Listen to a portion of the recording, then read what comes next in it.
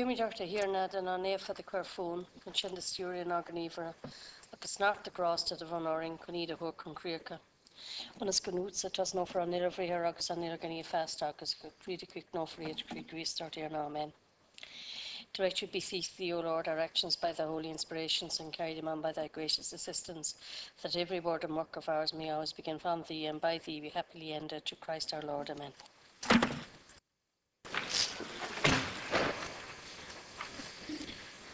I have received notice from the following senators that have proposed to raise the following matters on the adjournment. Senator Ronan Mullen, the need for the Minister for Health to outline the government's plans for the Galway Hospice Foundation.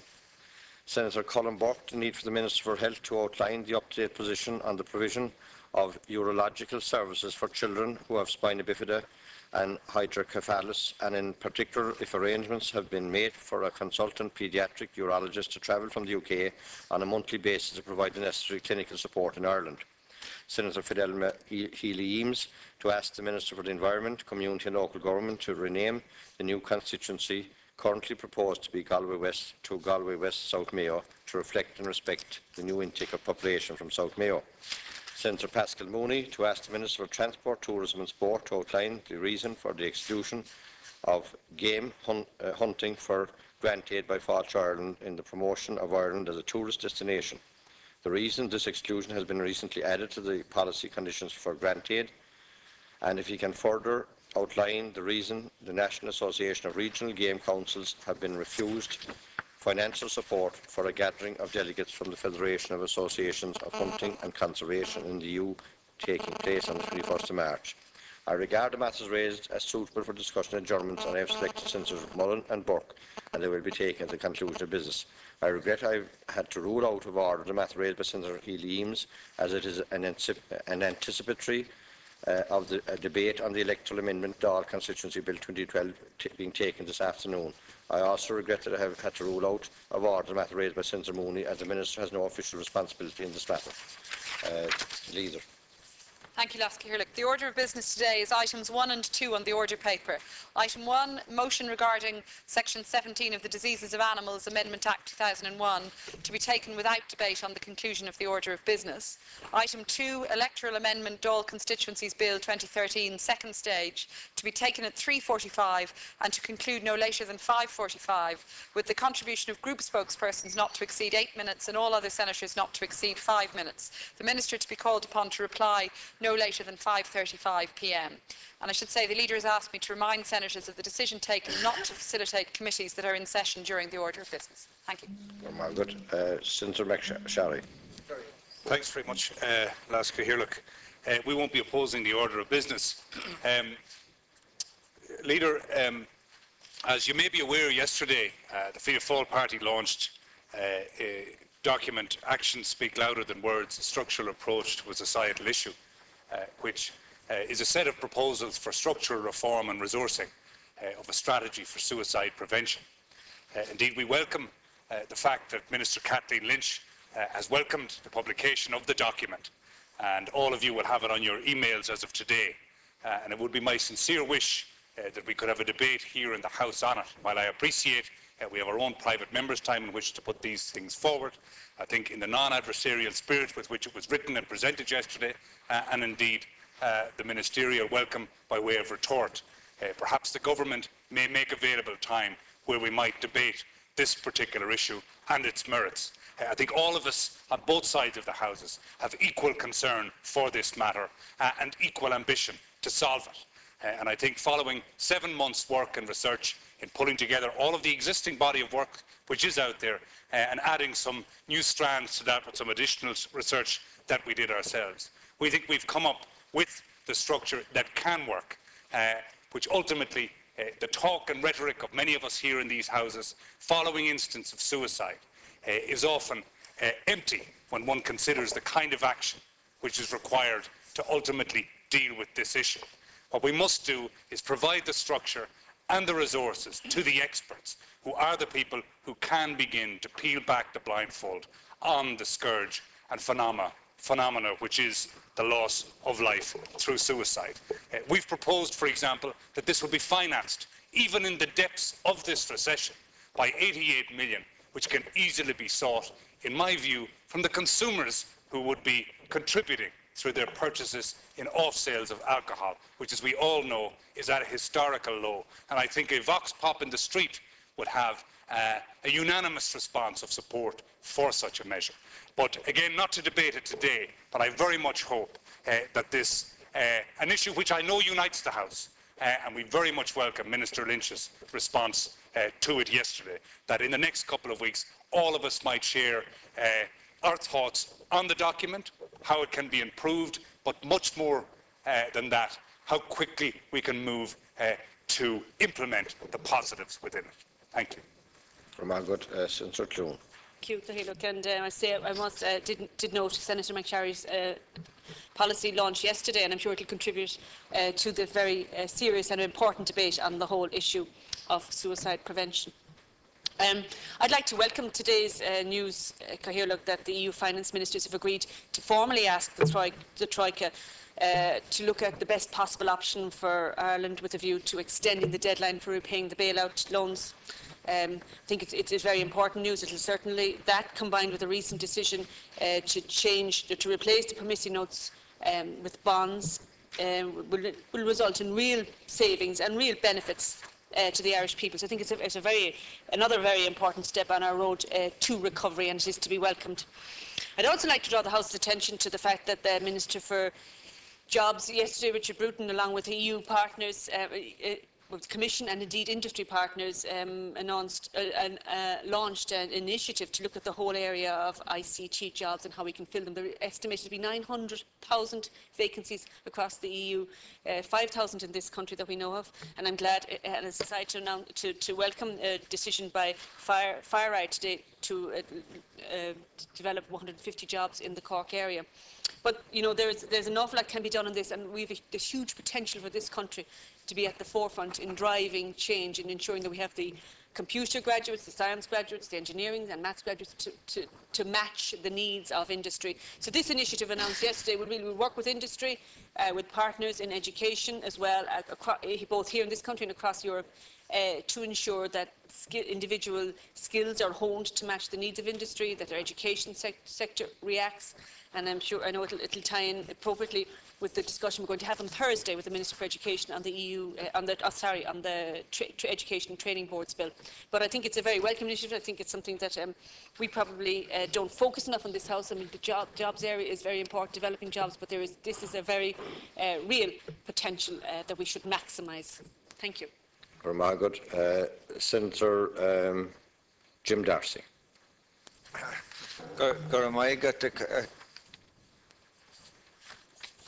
Senator Barrett. Yeah, Sean Barrett, yeah. I'm getting too confused with the change of leads or something.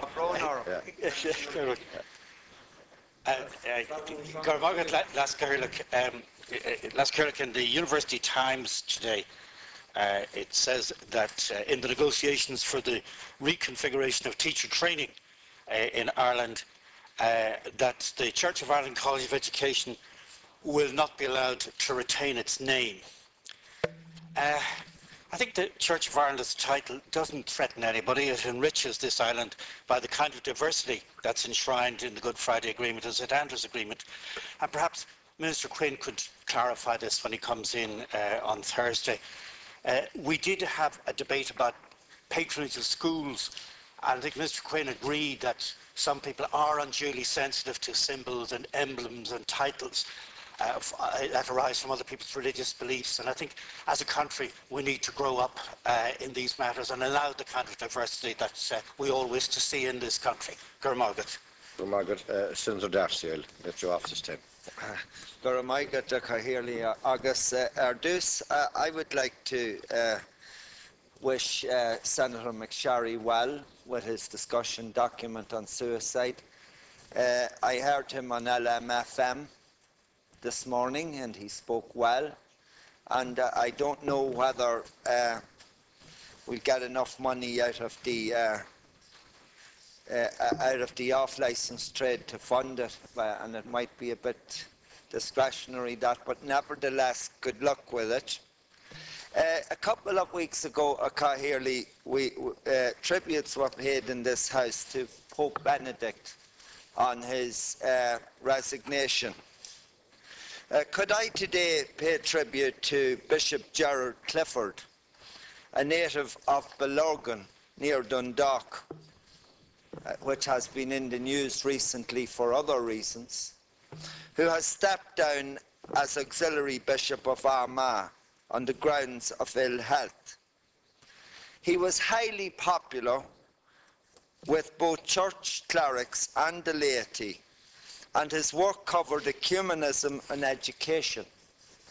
He was president of Cura, the pregnancy support group, and crucially, he was part of the response by the Catholic Church in Ireland to the late Pope John Paul's request for the Christian churches to work more closely together. And he was often the man in the gap. In his quiet way, he had sometimes to deal with very difficult situations, which caused him at times deep personal pain. So I think we talk about people in the church who are having problems, but I think we should also, when the occasion arises, honour and pay tribute to a man who, like Felix Randall the farrier, has done his duty. Good. Senator Cullen.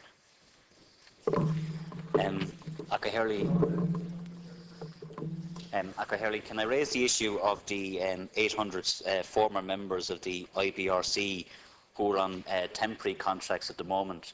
And I think it is important for the Minister with responsibility here, the Minister for Finance, to come into this House to discuss what's going to happen to those 800 workers.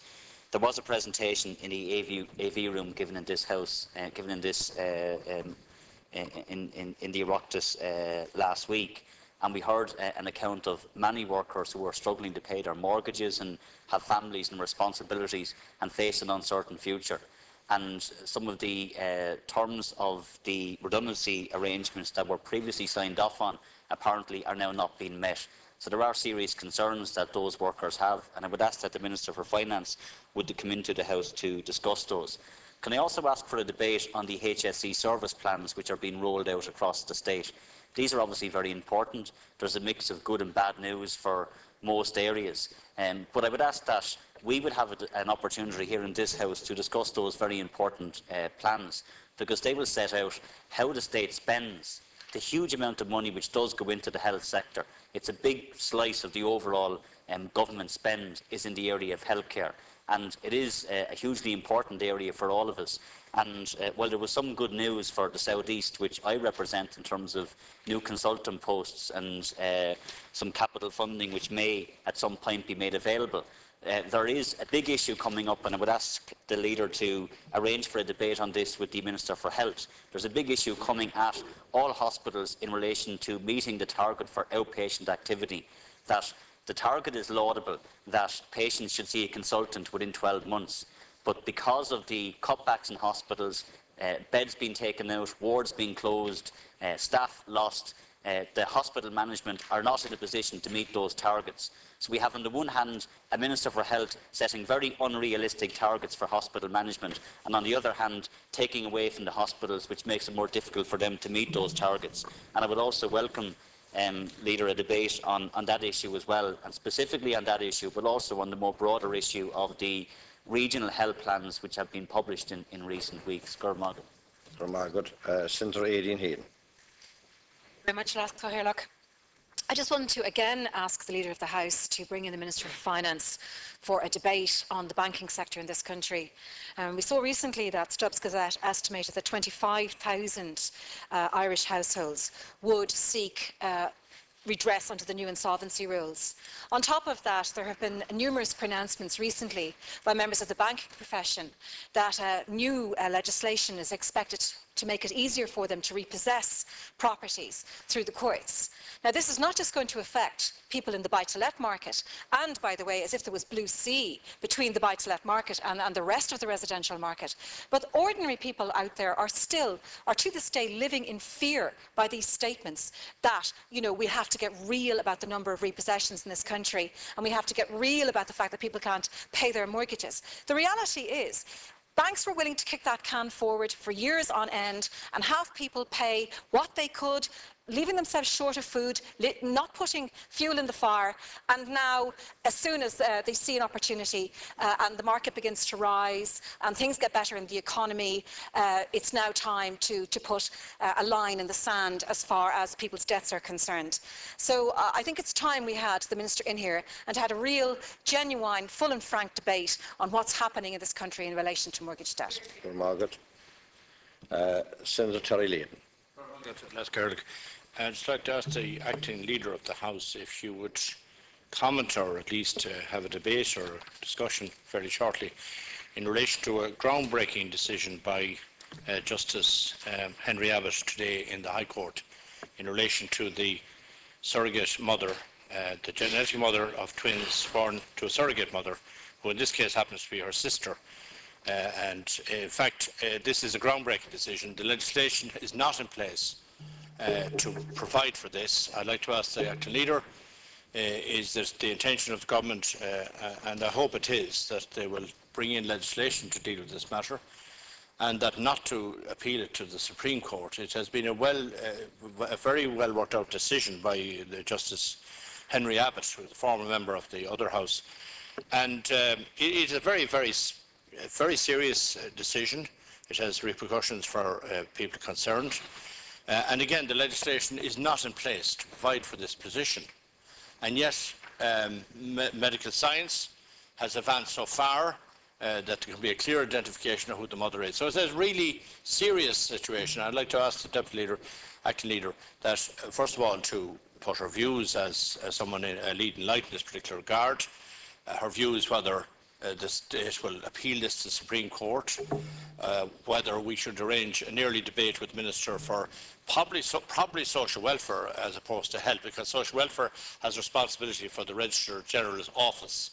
Mr Feely is the Registrar General, and he made a decision in January which was appealed to the High Court, and the High Court has made a decision today. So it's major repercussions for the Oireachtas and for the government, and I would like her views in this particular regard. Thank you. Margaret. Senator Comiskey. Okay, first of all, I want to welcome the discussion paper proposed by my colleague Senator McSharry on the whole issue of suicide. All our communities have been affected over the last number of years by this terrible, serious difficulty as I say, in our communities, and I hope that the discussion paper will bring about some help for those people that are affected and indeed solve the problem. I also want to, I suppose, call on the Minister Varadkar for Transport and Sport for a discussion regarding the N4. We learned yesterday at a meeting of Sligo County Council that the N4 has been suspended now, and indeed I called here after yet another death on the N4 back 2 weeks ago for funding to be put in place for this road to be improved. It is the worst stretch of road between Dublin and Sligo, and I think every effort should be made now. It is suspended in the short term, and we would like to see this back on the map and back on the plans, and make sure that this final stretch of road is brought up to scratch right away. Thanks very much. Margaret. Senator Ronan Mullen. Just responding briefly to Senator Terry Layton's comment on Judge Abbott's decision, I think it would certainly be appropriate that we would debate that issue and these issues in this House. There are some enormously sensitive issues that arise here, and I think we're only at the beginning of it. For example, what happens when a surrogate mother decides to change her mind and keep her baby? Whose side should we take in that kind of dispute? It seems to me that not so much, well, I would agree that it's probably primarily a justice issue in terms of what is just in terms of the children involved. And I'm not sure that everything that is gradually being permitted necessarily constitutes progress in this regard. I certainly think we could have a very useful discussion on it. Could I just take this opportunity to welcome Senator Mark McSharry and Fianna Fáil's policy document on suicide prevention. I think it's very interesting from what I've seen. I think others in Fianna Fáil, like Senator Mary White, have also taken an interest and been engaged with this issue in the past. I think we could certainly use a discussion on this issue. There are aspects of what is proposed that I find particularly worthy of support, such as that there would be greater resourcing of GPs. It seems to me that unless we facilitate people locally to deal with the problem of suicide, that we won't make inroads. But I think there are wider questions about values in our society as well, about whether people feel that they have something to live for. Bigger questions than merely ones of resources that need to be debated. I think it's very interesting and worthy of support that it is being suggested that there would be a levy on off-licences, but I'm wondering why that levy should not also apply to alcohol sold in pubs and so on. But it may very well be that Senator McSharry has answered that question in the document and I haven't come across it yet. So I would just like to add my support, to welcome the document and to ask for a debate on it in early course. Senator Marie Maloney. And firstly, could I just quickly welcome and commend Minister Joan Burton on securing funding for the Youth Guarantee and $3 billion which is to be spent on the under-25s in labour activation. That's most welcome indeed. I want to speak today about the new scheme that is to be put in place in replace of the mobility allowance. And while I very much welcome the establishment of the working group and the legalities, I understand the legalities of the issue, I do have a fear that anything other than a monetary payment to people living, in particular in rural Ireland, won't work, because you take a young man or a young woman who go out to socialise with their friends and may not be going home until 12 or half 12 or 1 o'clock in the morning. Where is the public transport going to be there at that hour of the morning to take them home? So they will need a monetary payment to pay for the taxi, and it isn't just any taxi they can get, because power wheelchairs don't just fit into any taxi. You have to have specific vans or buses for that. So what I want to speak this morning about, and I'm going to ask the acting leader that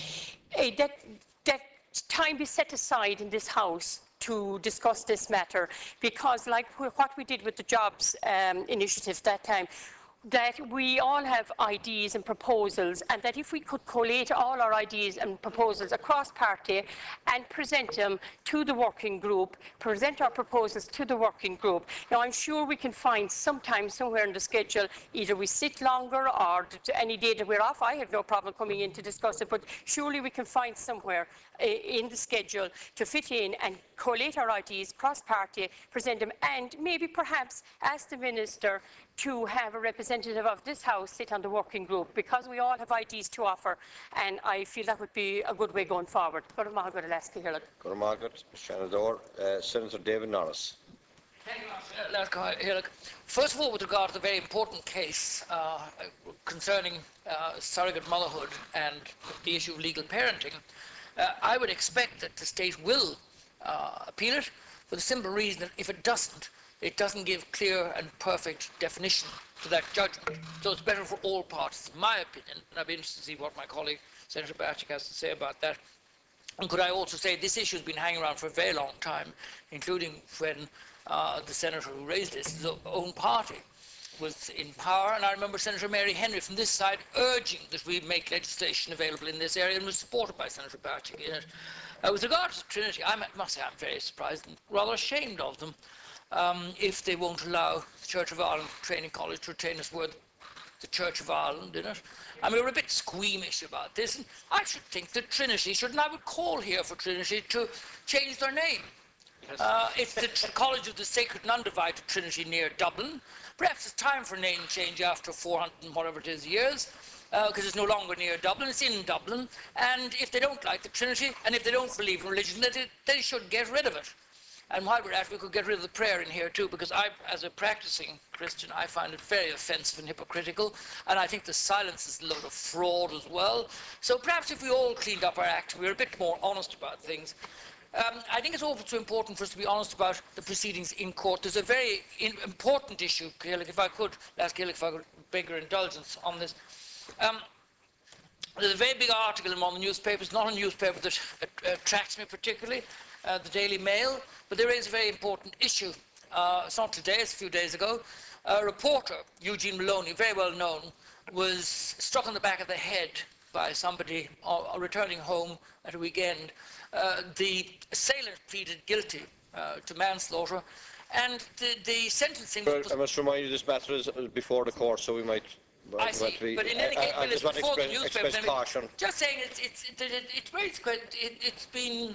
I'm not talking about the actual sentencing at all. I won't talk about it, but just the fact it was delayed in order to allow a force course. There's a much worse case, a case in the Republic where a young man was a very gifted student, a very devoted son, a very brilliant man, was hit from behind while cycling by a man who was speeding, not flying.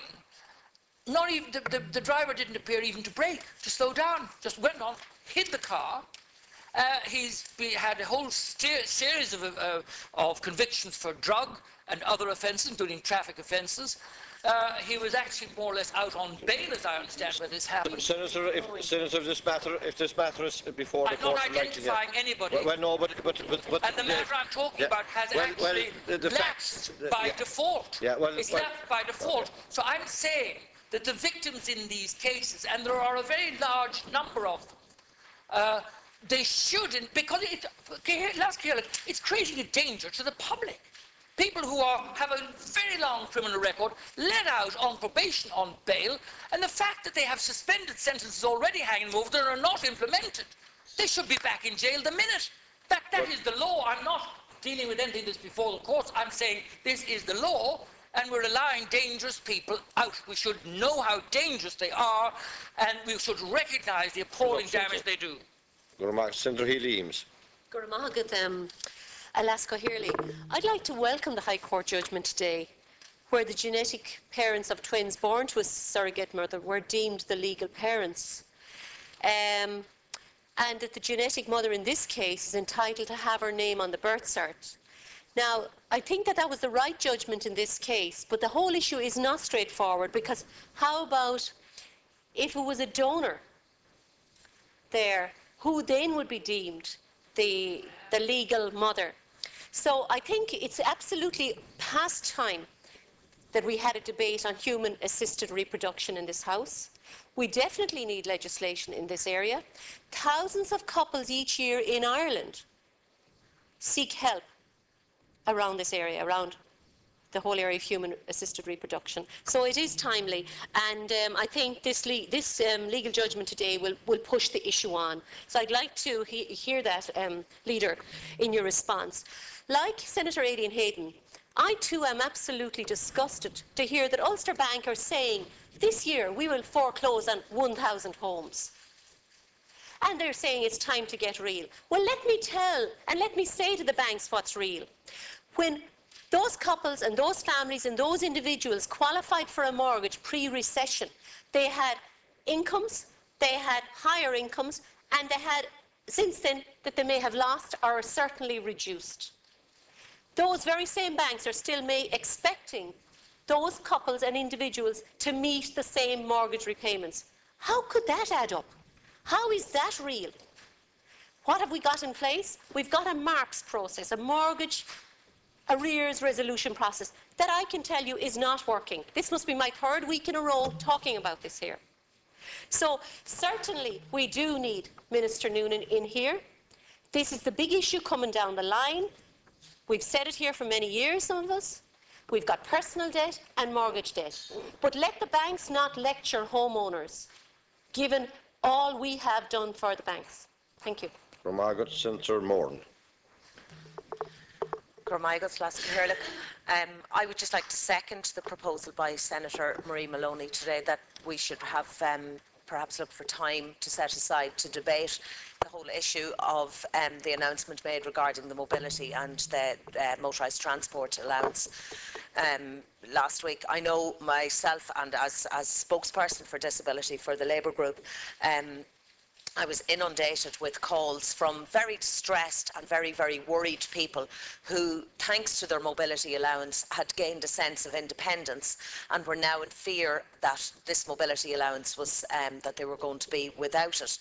And while I understand and I know that the money has been ring-fenced, that the 10.5 million has been ring-fenced for them, and that is still there, but I just think that, you know, what's going to happen in 4 months, and that I agree with Senator Maloney that perhaps it would be of optimum benefit if we could all put our heads together here, and as she has suggested, that perhaps some of us could apply or ask to be on the working group, where we're in touch with people who benefit greatly from this, and it might be some support for them.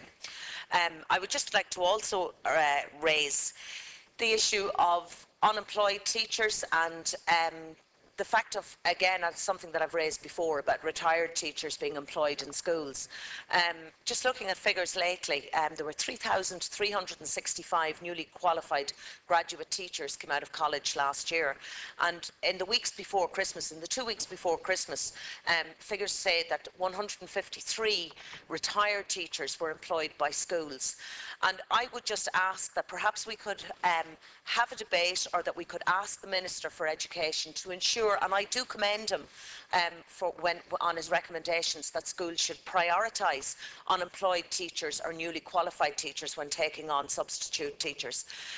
But I think as we approach the time of year for practical exams, and when teachers will be asked to put their names forward for supervision in the state exams now, which is only 3 months away, that, you know, if we could ensure that some kind of a system is in place, that graduate teachers and unemployed teachers are given, most definitely are given full priority over retired teachers. Senator Mooney. Could I firstly congratulate my friend and colleague from the constituency for the production of his report on suicide. I know that he has called for debate on this. I'd like to support that.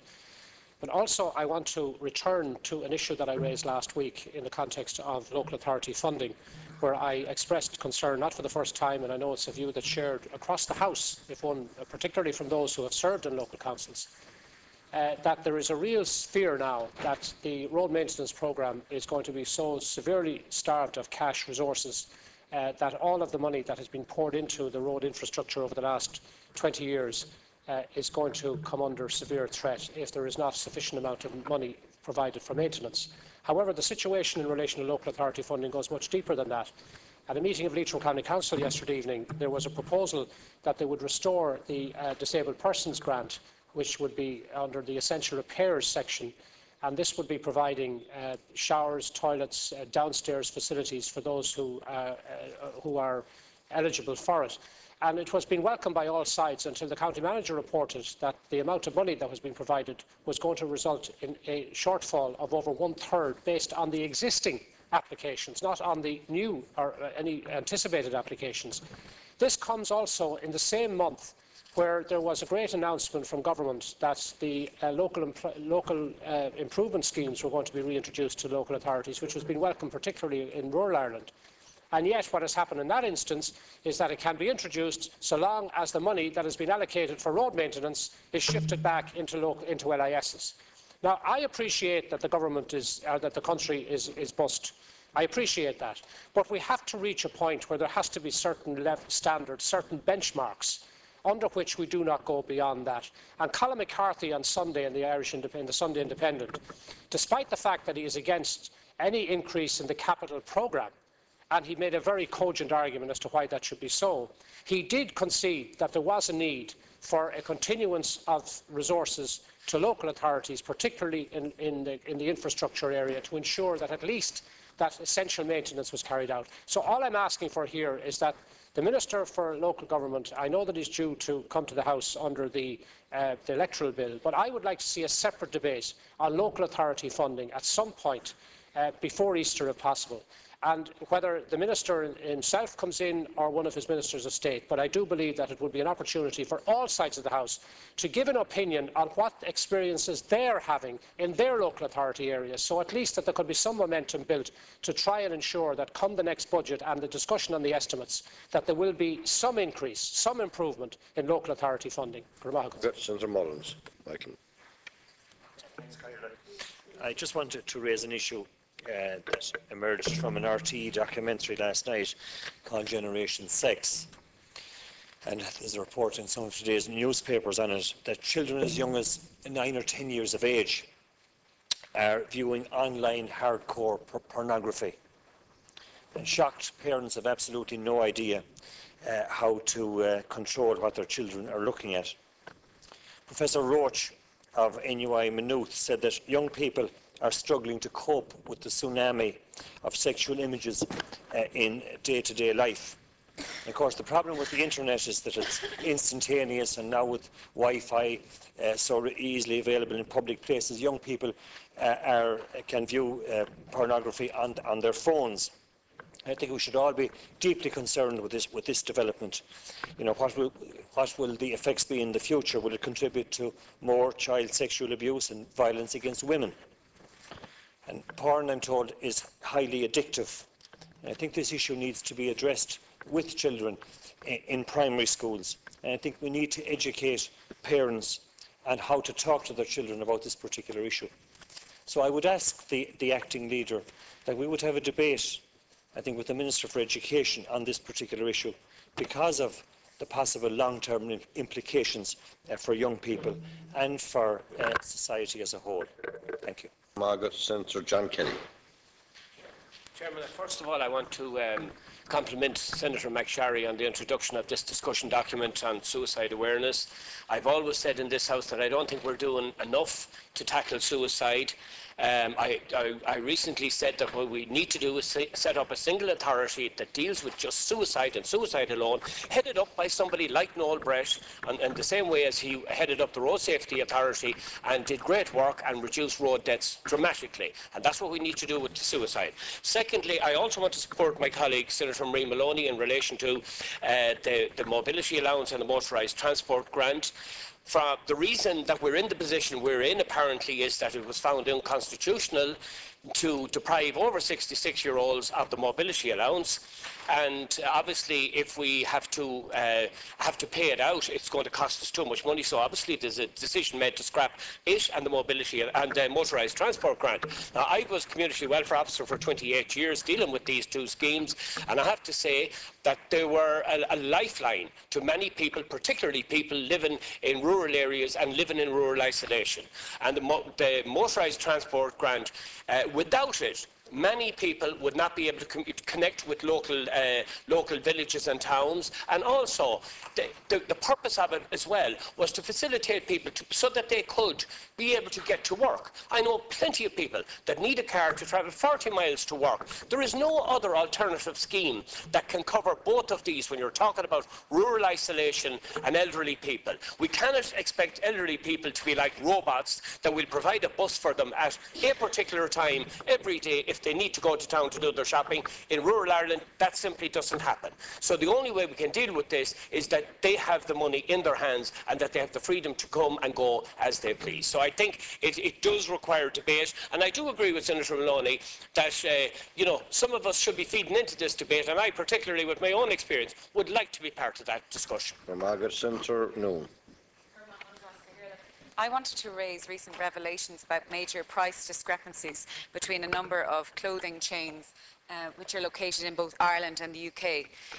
Retailers such as H&M, Topshop, Topman, Monsoon, Warehouse, Zara, River Island have been shown to be charging up to 60% more in Irish outlets than in their UK counterparts. And to me, this is bordering on the criminal. It seems to me that the Irish consumer is getting a raw deal, and every euro that is wrongly added to the price in these shops is another euro that could be spent elsewhere in the economy. As such, I've written to all the outlets, and I'm trying to get to the bottom of, everybody can understand that there would be slight discrepancies with, travel, etc., between the UK and Ireland. But you know, it's very difficult to understand this huge percentage difference. I've written to our own MEPs to see if there's some work being done on this on a European level, and I've written to the National Consumer Agency to find out exactly what's going on and to see what they're doing about it. A lot of the aspects of Irish Life in 2007 are long gone. You know, the rip-off Republic is still alive, as we can see in certain shops. I would ask the leader to ask Minister Bruton when he has time in his schedule to come in his house to debate this issue, to see if we need to strengthen the area with legislation. And what is carrying on is clearly just a rip-off to Irish consumers from large multinational retailers. And I'd also like to hear from IBEC and the Chamber of Commerce on this, as many of their big retail members are clearly ripping off consumers in this country. And if you'll indulge me just for a second, I just wanted to briefly raise, there's a conference taking place in Dublin this week on where a lot of international nutritionists are converging for a conference. And the key message of the conference is that nutrition and good nutrition and the connection between it and getting well from serious illnesses is very clear. And you know, the statistics show that once one has a good diet and is eating well, that they have a much better chance of recovery from serious illness. To take it quite apart from any prevention issues that we need to be aware of. But this I'm highlighting in the context of the fact that the HSE have various tenders out on hospitals, and it has been shown in recent days that, you know, hospital patients are being fed diets of chips, battered sausage, frozen pizzas, waffles, pies with 10% meat, God knows what meat, and you know, fish that's 50% fish. And some of our leading nutritionists, and in particular Donal O'Shea, who deals with obesity, who's an endocrinologist, says it's farcical, and I would have to agree with him, that the HSE is buying these types of food at a time when a national task force is being set up to deal with obesity. Your point. I just wanted to raise point made. Thank you. Senator Bradford. I think it's approximately 2 years since the current government was elected, and in the natural course of politics, I suppose the halfway line is approaching. I think it would be useful if, over the course of the next number of weeks, and perhaps up to the summer recess, we would invite each of the government ministers to come into the House to debate with us his or her work in his or her department over the past 2 years and plans for the next 2.5 years. There is a programme for government, and it would be interesting to, you know, get a progress report department by department. This is a request which I made in the previous Seanad. Unfortunately, it was not accepted on that occasion by the previous government. But I think it would be useful to have an exchange of views between senators and each minister to delve into the policy issues and the matters, you know, which will come before us over the next 2 years. Good. Acting leader to respond. Yeah, thank you, Lasky. The first speaker was Senator McSharry, who spoke about the launch yesterday of the Fianna Fáil document on suicide prevention. And I think first, just to commend Senator McSharry for all his work on putting that together. I know he did it with other colleagues, and I think he said there were 7 months of work and of research that went into it. And I know Minister Lynch has welcomed it warmly, and indeed I do too. And I think everyone on both sides of the House has expressed their commendation and support for the document and for a debate on it. I do think it's hugely important that we would have a cross-party approach, as you've said, Senator McSharry. It is an issue on which everybody is united and seeking to find practical ways to implement a policy, a structural policy of suicide prevention. We did have a debate recently, or relatively, in fact, a year ago in this House, 12th of January of last year with Minister Lynch, but I do think we could usefully have another debate over a year on now, and we can certainly look for Minister Lynch to come in on that. As you said, she's already welcomed the document warmly. And indeed, the government is as you know, Senator, strongly committed to suicide prevention strategies. Minister Alex White will be bringing preventative proposals to government shortly on alcohol abuse, which is the other part, as you've said yourself, another part of this this issue, or certainly another factor. And Minister Lynch has recently launched guidance on mental health and suicide prevention for post-primary schools on 31st of January this year. The programme for government commitment of an allocation of 35 million for 2012 and 2013 was primarily to strengthen community mental health teams in both adults and children's mental health services. So there is a commitment on an ongoing basis to further develop suicide prevention initiatives. But I think it would be a very good idea to debate the government actions and the government commitments alongside the proposals in your document. So I'll certainly pass that on to the leader. And I know Minister Lynch is a very regular visitor to this House, and I'm sure she'd be amenable to coming in to debate that issue too with us. Senator Clune noting welcoming the document, the Fianna Fáil document, but also welcoming the decision by the finance ministers to ask at EU level to ask the Troika to come forward with proposals for their best possible options for both Ireland and Portugal for the EFSF and EFSM loans. And like Senator Clune, I would very much like to welcome this. This was arising out of the Eurogroup meeting yesterday and the ECOFIN meeting today, which discussed this issue, whether the EU finance ministers would ask the Troika to consider this adjustment. And I think it's very important that this agreement has been made to ask the Troika about this. No final agreement, of course, has been reached today, but there were positive comments from Commissioner Éireann and from the chair of the Eurogroup, Dutch Finance Minister Dijsselbloem, on the issue last night. So the government is making progress on this issue, and like Senator Clune, I very much welcome that. Senator Clune also raised the issue of the vacancies in IT jobs and made the point that this is not an issue just for Ireland, although we have, I think, about 5,000 vacancies in IT jobs currently, despite unemployment levels. But it's also an issue across the EU, where there is clearly a skills gap in the IT sector.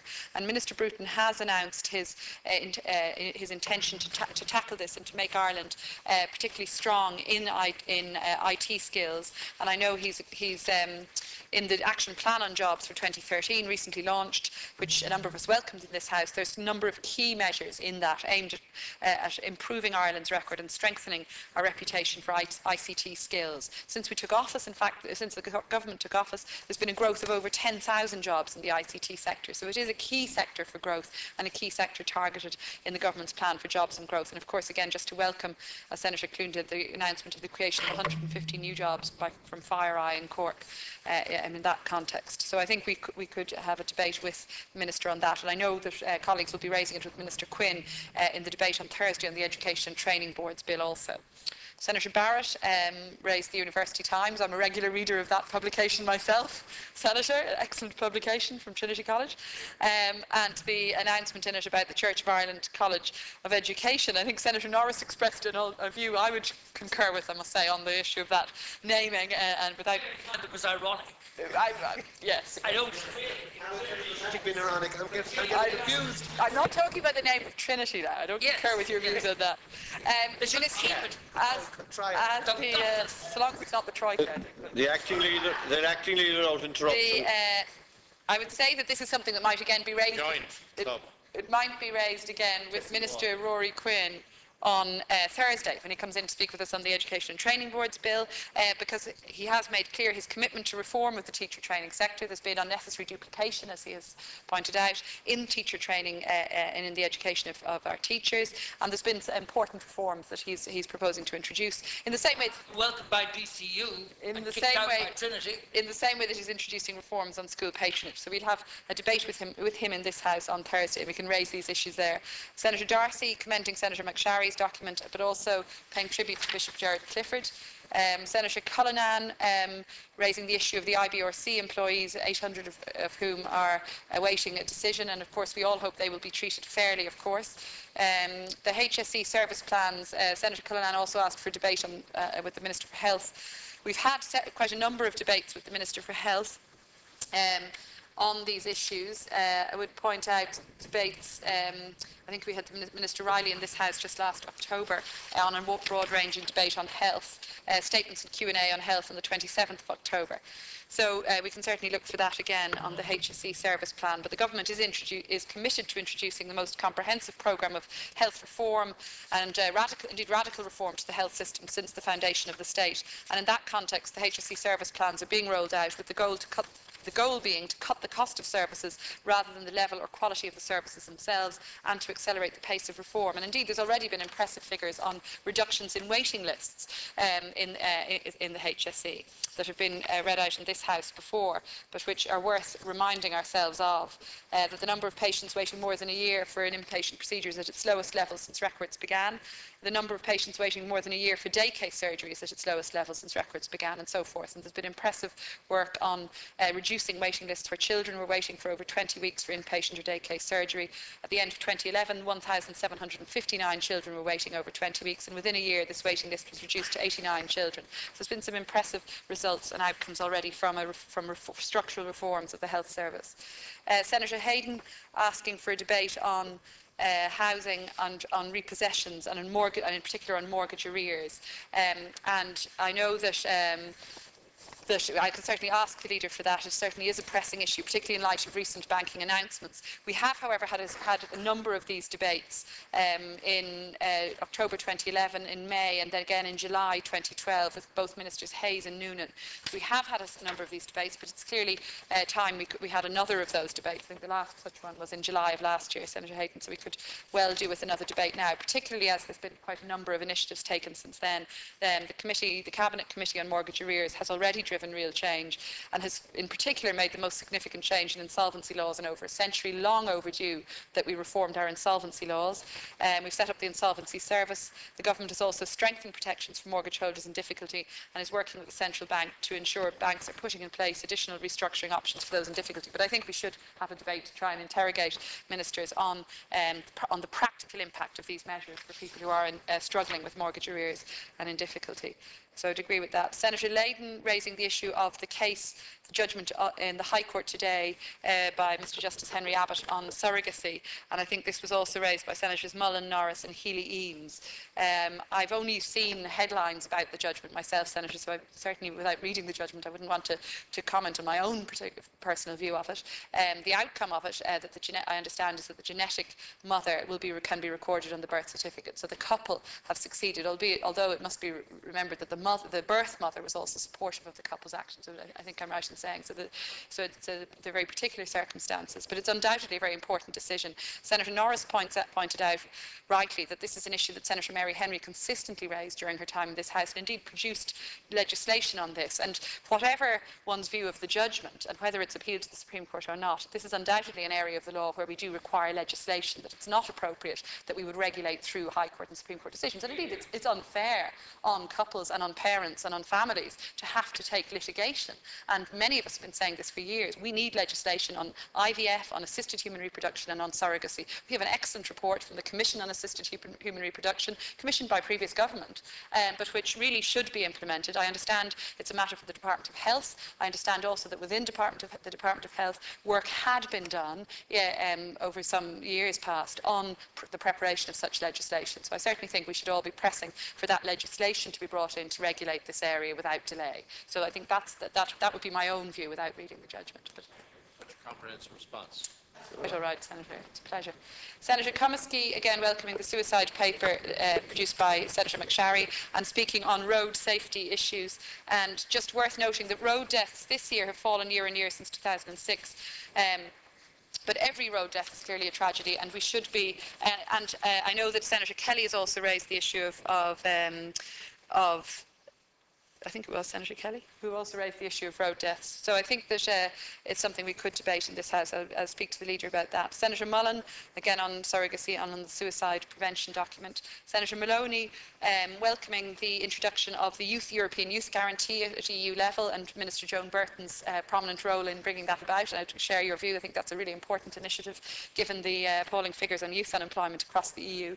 And indeed some of us raised that last week with Deputy Emer Costello when she was in here from the European Parliament. The other point Senator Maloney raised was about the mobility allowance and the motorised transport grant, and noting that Minister of State Kathleen Lynch has established a project group to review the issues with this grant. Senator Maloney suggested that we might in the Seanad find some way to feed into proposals for change here, and noting also that this is a matter that is not a funding matter per se, because the funding for the grant has remained ring-fenced, but this is